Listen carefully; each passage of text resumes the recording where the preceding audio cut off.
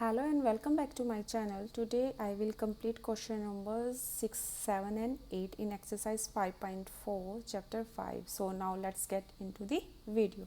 So question number 6 says from these two angles which has large measure. Okay.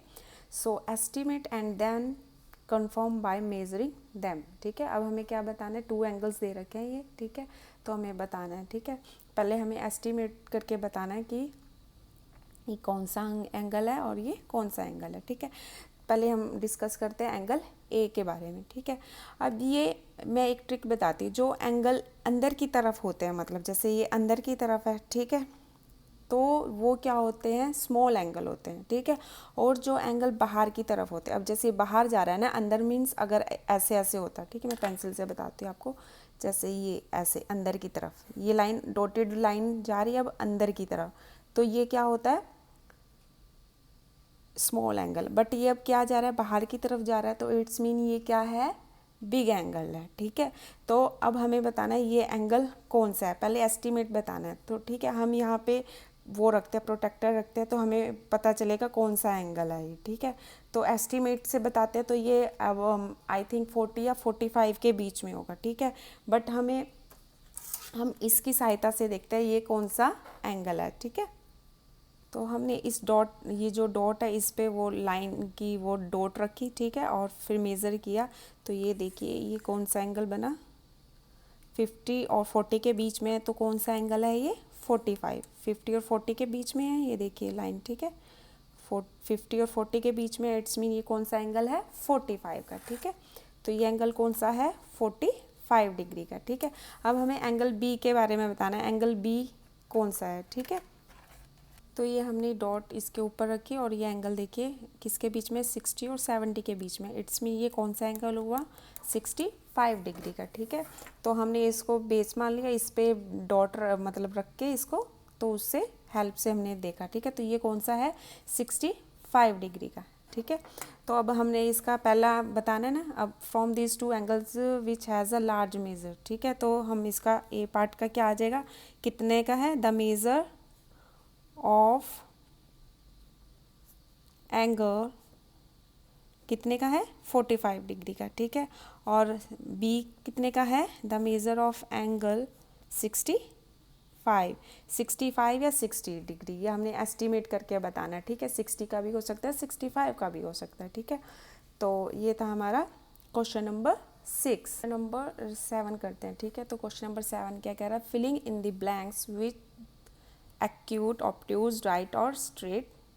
ठीक है, तो हमें बताना है, ये पॉइंट्स दे रखे हैं ए टू ई हमें वो. ठीक है, इसमें हमें बताना है कौन सा एक्यूट है, एब्ट्यूज है, राइट है और स्ट्रेट एंगल है. ठीक है, तो हम स्टार्ट करते हैं a part. An angle whose measure is less than that of a right angle. ठीक है, तो मैंने आपको बताया था क्या होता है उसका आंसर, जो राइट एंगल से वो क्या होता है, क्या होता है, एक्यूट एंगल. ठीक है ना, जो 90 डिग्री से लेस देन होते हैं वो कौन से एंगल होते हैं, एक्यूट एंगल होते हैं. ठीक है, एंड अब इसका बी पार्ट करते हैं. An angle whose measure is greater than that of a right angle is. ठीक है, अब वो क्या कह रहा है, greater than that of a right angle. अब मैंने बताया था क्या होता है, राइट एंगल से जो बड़े एंगल होते हैं वो कौन से होते हैं, ऑब्ट्यूज होते हैं. ठीक है, ये मैं बता चुकी हूँ आपको. ठीक है, आप प्रीवियस वीडियो देख सकते हैं आप मेरी, अगर आपको समझ में ना आ रहा हो तो इसका सी पार्ट क्या कह रहा है, an angle whose measure is the sum of the measures of two right angle is. अब वो क्या कह रहा है, ध्यान से देखिए, an angle whose measure is the sum of the measure of two right angle is. अब राइट एंगल कितने डिग्री का होता है, 90 डिग्री का. अब उसने बोला है वन राइट एंगल में कितना डिग्री होता है, 90, और टू राइट तो क्या आ जाएगा, 180. तो 180 एंगल कौन सा होता है, स्ट्रेट.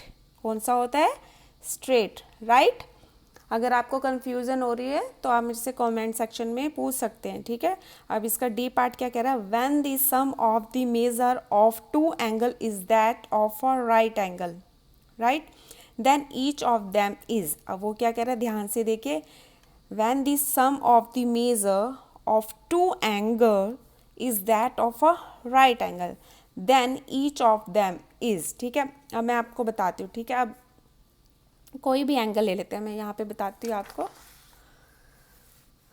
ठीक है। मैं यहाँ नीचे स्पेस है उसमें एग्जांपल देके बताती हूँ, ठीक है। अब उसने बोला है when the sum of the measure of two angles, ठीक है, टू एंगल्स का मेजर, ठीक है। अब हम कुछ भी मान लेते हैं, टू एंगल्स ए मान लेते हैं, बी मान लेते हैं, ठीक है। मैंने लिया एक्स प्लस वाई लिया, राइट। अब उसने बोला था sum of the measure of two angle is the right angle, इन दो एंगल का जो सम है वो किसके इक्वल है, राइट एंगल के, ठीक है। अब उसने बोला है then each of the them, ठीक है। अब हमने बताना 90। अब एक तो क्या होगा, जैसे ले लिया हमने एक्स ले लिया 40, एक एंगल ले लिया 40 डिग्री और एक क्या ले लिया 50, क्योंकि इन दोनों का सम क्या आना चाहिए 90 डिग्री आना चाहिए। हमें ऐसे पेयर बनाने हैं जो 90 डिग्री के इक्वल हो, ठीक है। वो कुछ भी हो सकता है, जैसे 20 + 70 = 90 डिग्री, राइट। अब क्या ले सकते हैं 30 + 60 डिग्री = 90, ठीक है। मतलब हमें दो ऐसे एंगल लेने हैं जो किसके इक्वल हो, राइट एंगल के इक्वल हो, ठीक है।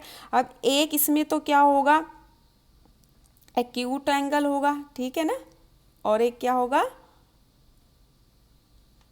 दूसरा भी क्या है इसमें 90 से कम है, एक एक्यूट है तो दूसरा भी क्या होगा, एक्यूट होगा, ठीक है। तभी 90 होगा ना, 90 से जितने भी एंगल छोटे नीचे होते हैं वो क्या होते हैं, एक्यूट एंगल होते हैं। जो 90 डिग्री से ऊपर होते हैं जैसे 110 100 वो सारे क्या होते हैं, ऑब्ट्यूज एंगल होते हैं। तो it's mean acute plus acute angle किसके इक्वल होगा, 90 डिग्री के। हमें ऐसे पेयर बनाने हैं जो 90 डिग्री के इक्वल हो, ठीक है। तो ये मैंने पेयर दिया, आप और भी एग्जांपल ले सकते हो, जैसे 10 + 80 = 90 डिग्री, ठीक है। हमें क्या बताना है, ऐसे दो सम एंगल्स का लेना है जो 90 डिग्री के इक्वल हो। तो एक्यूट प्लस एक्यूट क्या आएगा, एक्यूट ही आएगा ना, तो इसका आंसर क्या आ जाएगा, एक्यूट, ठीक है। अब वो बोल रहा है ई पार्ट, क्या बोल रहा है, when the sum of the measure of two angle is that of a straight angle and if one of them is acute then the other should be, ठीक है। वो यहाँ पे क्या कह रहा है, sum of the measure of two angle is a straight angle, right, and if one of them is acute and other should be, ठीक है। इसको भी हम करते हैं, जैसे कोई भी एंगल ले लिया, जैसे मैंने a + b ले लिया, किसके इक्वल है, स्ट्रेट एंगल। स्ट्रेट एंगल किसके इक्वल होता है, 180 डिग्री के, ठीक है। अब हमने जैसे प्रीवियस क्वेश्चन में किया था, ठीक है, दोनों का सम किसके इक्वल आना चाहिए, 90 के डिग्री। ऐसे अब इन दोनों का सम ऐसे हमने पेयर बनाने जो 180 के इक्वल हो, ठीक है। तो क्या बनेंगे, जैसे 10 ले लो, 10 डिग्री + 170 = 180, ठीक है। अब इसमें क्या है, एक एक्यूट एंगल है और एक ऑब्ट्यूज एंगल है, ठीक है ना। तो अब और पेयर बनाते हैं हम, 20 डिग्री + 160 = 180, राइट। 30 डिग्री + 150 = 180, ठीक है। हमें ऐसे पेयर बनाने हैं जो किसके इक्वल हो, स्ट्रेट एंगल के इक्वल हो। तो वो कौन सा एंगल होते हैं, ऑब्ट्यूज एंगल, राइट। तो ये था हमारा question number 7। So next question is 8। तो क्वेश्चन 8 क्या कह रहा है, find the measure of the angle shown in each figure, first estimate with your eyes, okay, and then find the actual measure with the protractor, okay. तो पहले हमें estimate करना है अपनी आई से, ठीक है। तो अब मैंने क्या बताया था, जो एंगल अंदर की तरफ हो, अब ये अंदर की तरफ है तो इट्स मीन क्या होता है, ये स्मॉल एंगल होता है। और स्मॉल एंगल कौन से होंगे, 0 से लेके 90 डिग्री के बीच में। तो ये हमें एस्टीमेट लगाना है, ठीक है। यहाँ 10 हो जाएगा, 20 30 40, ठीक है। अब हमने इसकी उससे सहायता से देखते हैं कौन सा है, ये कौन सा एंगल बना, 40 के बीच में आ रही है लाइन ये, तो ये कौन सा हो गया 40 डिग्री का, ठीक है। तो ये कौन सा हो गया 40 डिग्री का। अभी ऐसे ही हमने इसका बी का एस्टीमेट लगाना है, ठीक है। अब ये बाहर की तरफ है तो 90 से तो अबव होगा ये, ठीक है। अब 180 यहाँ पे आता है, ठीक है, 180 यहाँ आता है, तो ये किसके बीच में है, 90 और 180 के बीच में। तो एस्टीमेट लगाते हैं कौन सा है ये, 130 के ये नियर होगा ये एंगल। तो ये देखिए कौन सा एंगल बना, ये 130 का बना, ठीक है। तो ये कौन सा एंगल है, 130 का, ठीक है। ऐसे हम ये 2 मेज़र करेंगे। ये अब क्या है 90 ये अब हम स्ट्रेट करेंगे तो ये तो 90 का बनेगा, राइट एंगल बन जाएगा, ठीक है।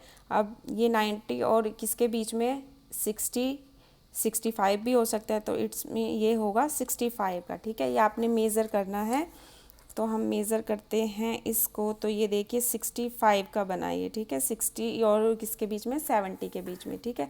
ऐसे ही अब ये इस वाले क्वेश्चन का करना है हमें, ठीक है। तो ये किसका, ये वाला क्वेश्चन आपका वो है होमवर्क है, ठीक है। तो measure of the angle first का क्या आ गया 40 डिग्री, एंड बी का क्या आ गया 130, एंड इसका क्या आ गया 65, और ये एस्टीमेट इसका कितना है 135। आपने प्रोट्रैक्टर की हेल्प से करना है, ठीक है, सॉल्व इसको। मैंने एस्टीमेट लगाया 130 या 135 के बीच का होगा, ठीक है, ये angle. So in this video I cover the question number 6, 7 and 8. So for the next question click the I tab so you can watch the next video. Please like, share and subscribe to my channel. Thank you.